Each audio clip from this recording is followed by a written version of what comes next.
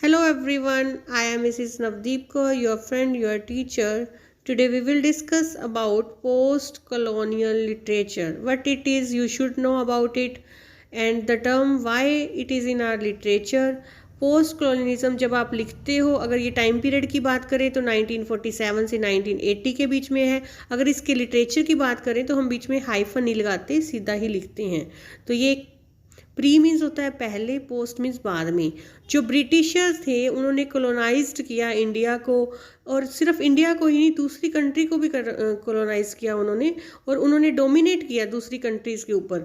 तो उस टाइम जिसके अंदर जो पावर थी ब्रिटिशर्स के अंदर, उन्होंने काफ़ी कंट्रीज़ को अपने अंडर कर लिया, जिसकी वजह से उन्होंने कॉलोनीज बना ली हमारे यहाँ पे। इंडिया में ही नहीं, अमेरिका में भी, अफ्रीका में भी, हर जगह का यही था।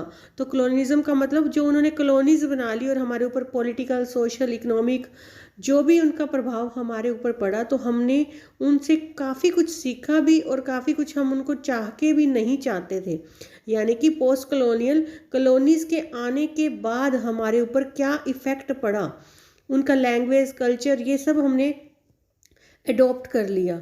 तो पोस्ट मीन्स प्रीफिक्स लगा हुआ है, कॉलोनीज मीन्स एक पीरियड ऑफ टाइम, और ईज़म का मतलब सफिक्स है, यानी कि वो वाद, कॉलोनिज्म का वाद, जो उनका असर पड़ा हमारे ऊपर। और एडवर्ड सेथ ने इसके ऊपर अपना बुक लिखी। उन्होंने बताया कि पोस्ट कॉलोनिज्म ने किस तरह से हमारे ऊपर डोमिनेट किया, तो हमारे ऊपर उनका असर हो गया, और वो असर उन्होंने लिटरेचर के द्वारा दिखाया। हमारे धर्मों पे असर हो गया, हम पहले जीन्स वगैरह नहीं डालते थे तो अब डालने लग गए।